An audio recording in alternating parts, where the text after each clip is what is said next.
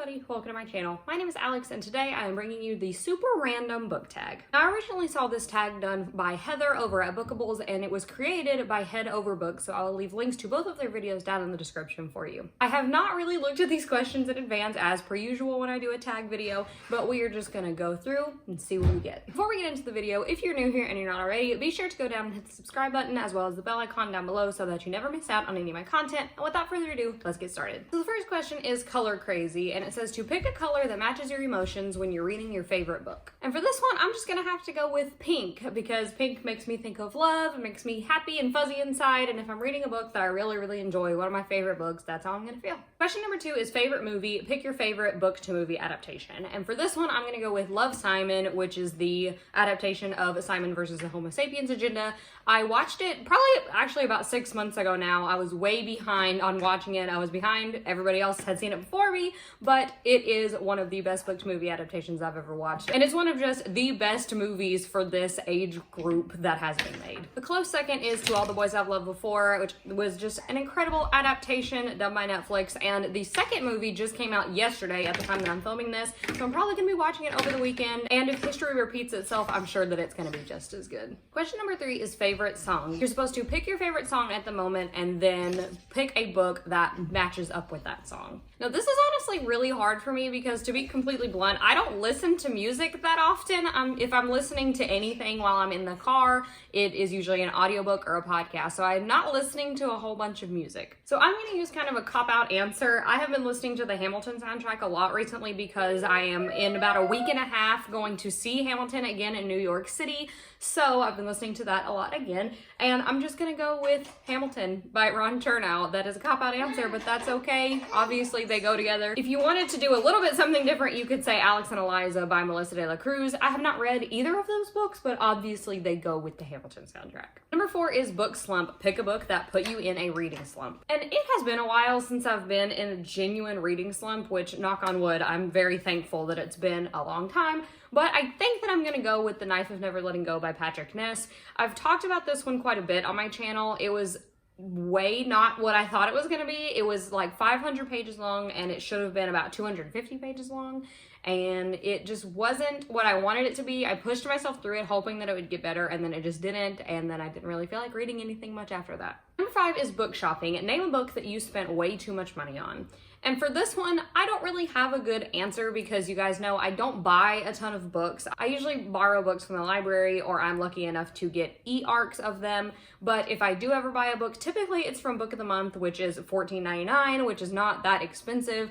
But one book that I do plan to purchase in the future that I will be spending way too much money on are the illustrated editions of the Harry Potter books. I know several are already out. I haven't purchased them yet, but I do plan to do so because I would like to read them with my son eventually. And those are pretty expensive, so those are some that I'm gonna splurge on. Number 6 is empty pockets. Name a book that you really want to purchase, but you don't have the money to pay for it. And I guess this one could also be the Harry Potter books. I'm not sure how much they're running right now, but they are pretty expensive, but they're pretty hefty, so I can kind of understand, but it will definitely be an investment. If I had to pick one that I am just looking to purchase in the near future, I'm going to go with A Little Life by Hanya Yanagihara. This is on my 20 books to read in 2020 list. I really want to get to it, and I can borrow it from the library, but I don't want to keep checking it out because it's really long and it's going to take me far longer than 2 weeks to read it, I imagine. So I'd rather just buy my own copy and be able to work my way through it at my own pace. Number 7 is The Golden Trio. Name a group of friends besides Harry, Ron, and Hermione. And for this one, it's not a trio, but I think I'm gonna go with the group of friends from Simon versus the Homo Sapiens Agenda. They are just the next friend group that I think of when I think about friends, and I love them. I love their dynamics together. I love the diversity within their group, and it's just, I want to be a part of their little squad. If I do have to pick a trio, I guess I will go with Percy, Grover, and Annabelle from the Percy Jackson series. Number 8 is memories, and it's just to name your top 3 favorite books. So my top favorite book of all time, you guys already know this, is With the Fire on High by Elizabeth Elizabeth Acevedo. Another one of my top favorites is Scythe by Neil Shusterman. And finally, Daisy Jones and the Six by Taylor Jenkins Reid. Number 9 is Never Ending TBR. Name a book that you want to add to your Never Ending TBR. One book that I'm really interested in that I haven't been able to get my hands on yet is Regretting You by Colleen Hoover. Colleen Hoover actually just recently moved away from her publisher with Atria, and she, I believe, is now publishing just on her own, which is amazing because she's publishing a lot more content. But Regretting You came out in December, and I'm really interested in it. The book focuses on a mother-daughter relationship, but we do get to see their own individual romantic relationships as well. I have loved everything that I've ever read from Colleen Hoover.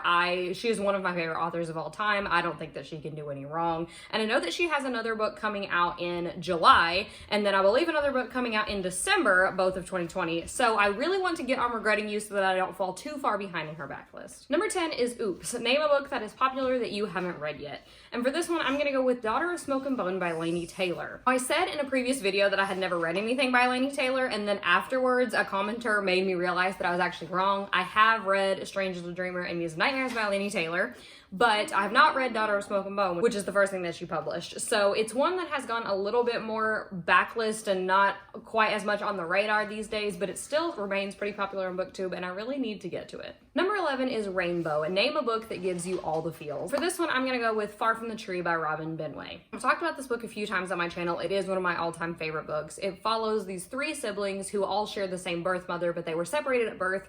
2 of the siblings have been adopted into separate families, and the 3rd sibling has spent his entire life in the foster care system.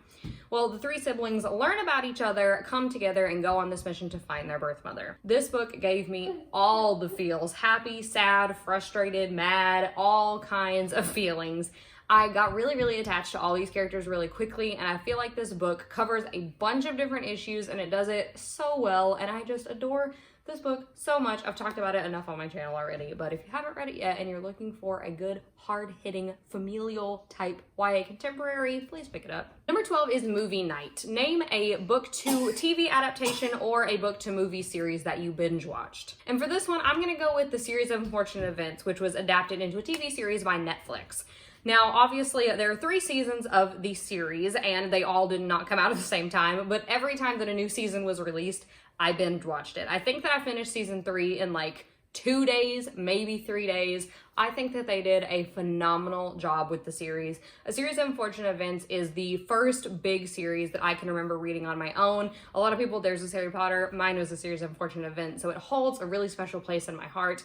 And I loved the way that they handled the adaptation. I just thought that it was beautifully done, and I could not get enough of the show. Number 13 is Sweet But Sour. Name a book that is sweet but sour in some way. Now for this one, I'm gonna go with Eleanor and Park by Rainbow Rowell. This is an older title, but a lot of people have read and loved this one. I read this a long time ago, but I do remember that the romance in this was really sweet, and I absolutely adored it, but the ending left me really frustrated.